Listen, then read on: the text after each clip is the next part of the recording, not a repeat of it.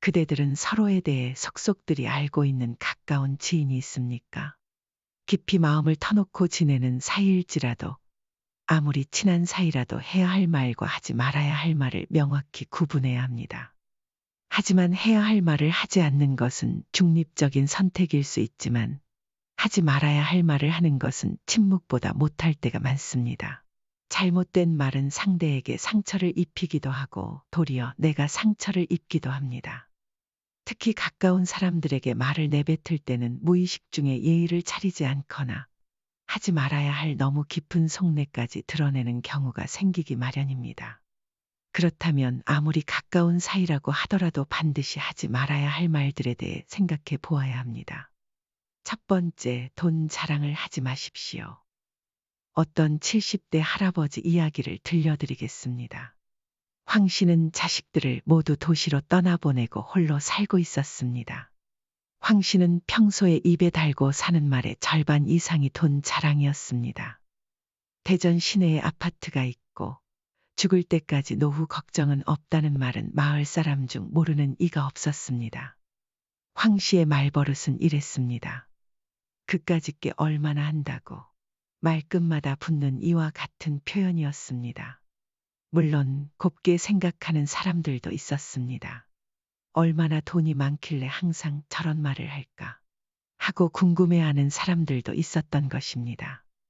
황 씨는 마을 이장과 아주 각별한 사이였는데 나이 들어 만난 친구지만 인생에서 큰 보물을 만난 것처럼 생각했습니다. 이장은 혼자 사는 황 씨를 위해 음식을 하면 꼭 나누어 주었고 황 씨는 이장을 도와 마을 일을 도왔습니다. 하지만 황 씨의 돈 자랑은 이장에게도 예외가 아니었습니다. 이번에 우리 손녀가 대학에 가는데 할아버지로서 용돈을 좀 줘야겠어. 그래, 우리 손자 대학교 학비는 내가 다 내주고 있어. 그 정도는 줘야지 뭐. 나는 그럴 능력은 안 되네. 그까짓 게 얼마나 한다고. 그 정도는 줘야 면이 서지 않겠어. 아이고, 그래. 돈 많아서 좋겠어. 그러던 어느 날 황 씨와 함께 저녁을 먹던 이장이 조심스럽게 말을 꺼냈습니다. 황 씨, 혼자 살면 밥 챙겨 먹고 집안일도 힘들지 않아. 새삼스럽게 뭐. 이제 다 적응됐어. 그래도 말이야, 혼자 외롭잖아. 그래서 말인데, 내가 다리 좀 놔줄까? 이장이 누군가를 소개해 주겠다는 말이었습니다. 뭐? 내 나이가 몇인데. 나이가 뭐가 어떻다는 거야. 요즘엔 70, 80 먹고도 잘만 만나. 생각해 보지 않은 말에 황 씨는 손을 내저었습니다. 이장은 도리어 아쉬워하는 눈치였습니다. 저녁을 먹고 집으로 돌아간 황 씨는 잠자리에 누워 생각에 잠겼습니다. 고요한 집안이 오늘따라 유난히 적적하게 느껴졌습니다. 이장의 말대로 남자 혼자 사는 집이라 깔끔하지 못한 부분도 있었고 누군가의 손길이 있다면 좋을 것 같다는 생각이 들었습니다. 황 씨는 마을 이장과 아주 각별한 사이였는데 나이 들어 만난 친구지만 인생에서 큰 보물을 만난 것처럼 생각했습니다. 이장은 혼자 사는 황 씨를 위해 음식을 하면 꼭 나누어 주었고 황 씨는 이장을 도와 마을 일을 도왔습니다. 하지만 황 씨의 돈 자랑은 이장에게도 예외가 아니었습니다. 이번에 우리 손녀가 대학에 가는데 할아버지로서 용돈을 좀 줘야겠어. 그래, 우리 손자 대학교 학비는 내가 다 내주고 있어. 그 정도는 줘야지 뭐. 나는 그럴 능력은 안 되네. 그까짓 게 얼마나 한다고. 그 정도는 줘야 면이 서지 않겠어. 아이고, 그래. 돈 많아서 좋겠어. 그러던 어느 날 황 씨와 함께 저녁을 먹던 이장이 조심스럽게 말을 꺼냈습니다. 황 씨, 혼자 살면 밥 챙겨 먹고 집안일도 힘들지 않아. 새삼스럽게 뭐. 이제 다 적응됐어. 그래도 말이야, 혼자 외롭잖아. 그래서 말인데, 내가 다리 좀 놔줄까? 이장이 누군가를 소개해 주겠다는 말이었습니다. 뭐? 내 나이가 몇인데. 나이가 뭐가 어떻다는 거야. 요즘엔 70, 80 먹고도 잘만 만나. 생각해 보지 않은 말에 황 씨는 손을 내저었습니다. 이장은 도리어 아쉬워하는 눈치였습니다.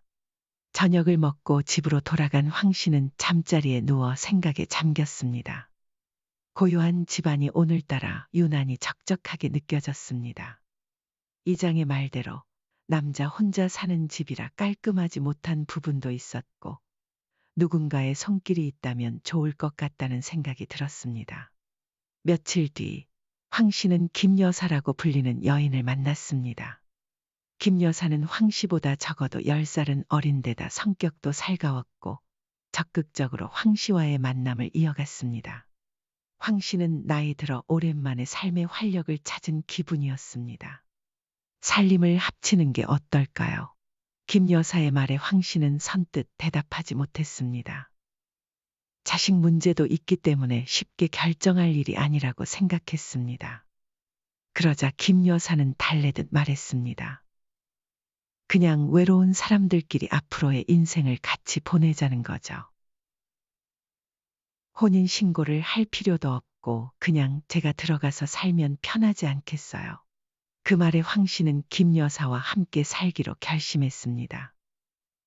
남은 여생 서로 보듬으며 살 사람이 생겼다는 것에 행운이라 생각했습니다. 그렇게 행복한 날들을 보내던 어느 날 김 여사가 말했습니다.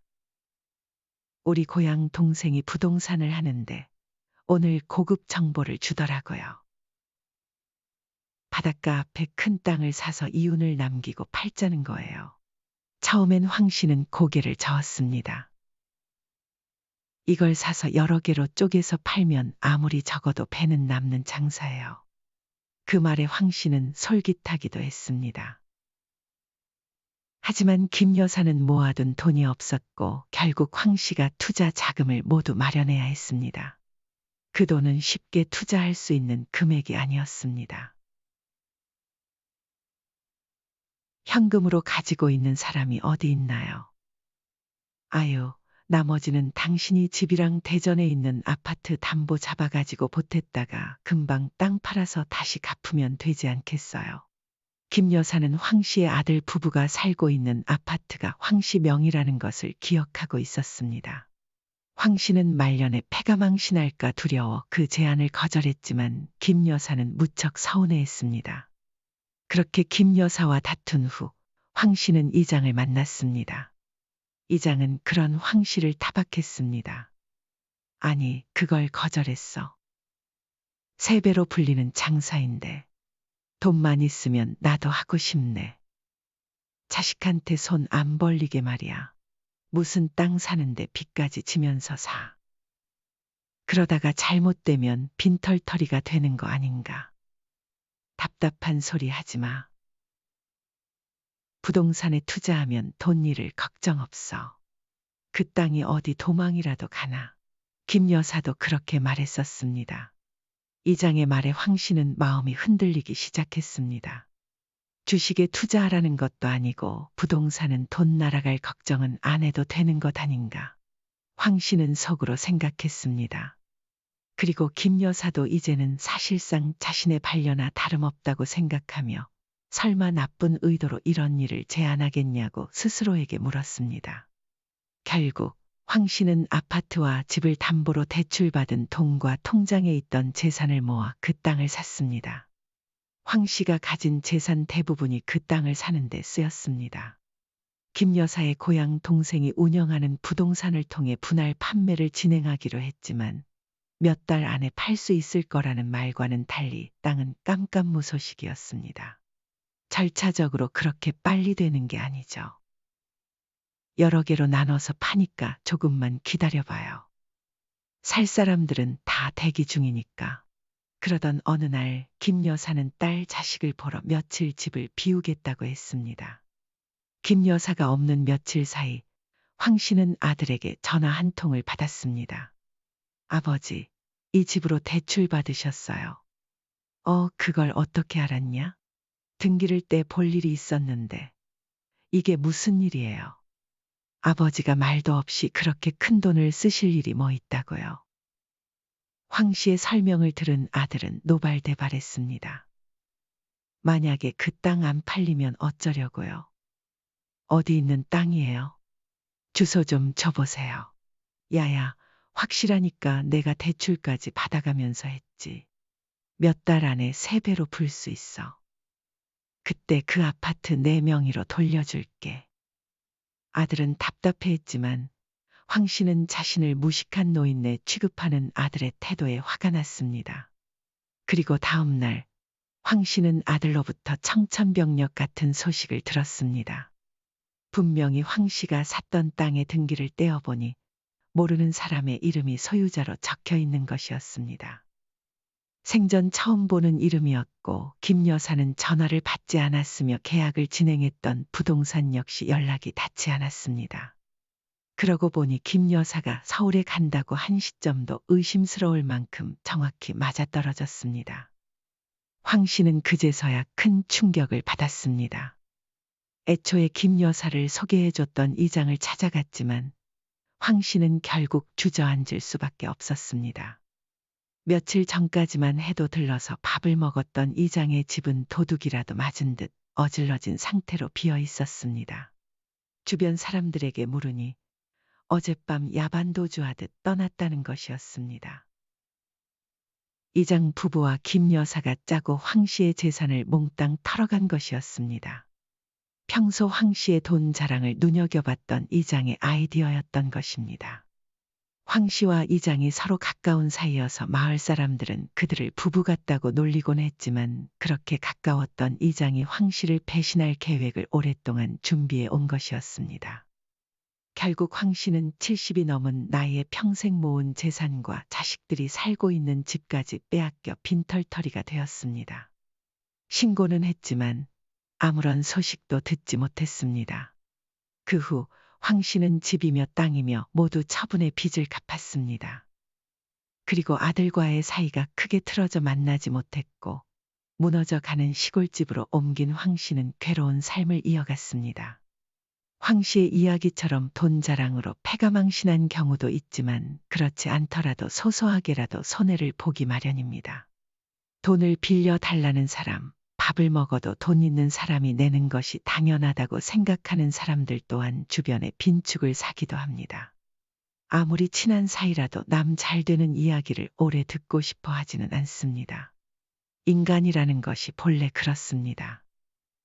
남들에게 절대 말하지 말아야 할 것은 돈 자랑뿐만이 아닙니다.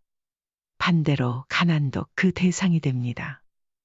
두 번째는 가난에 관한 이야기입니다. 나 돈 없어. 내가 돈이 어디 있어. 라는 말을 버릇처럼 하는 사람들이 있습니다. 그런 사람들은 도움을 받을 수 있게 되는 것이 아니라 신뢰를 잃게 됩니다.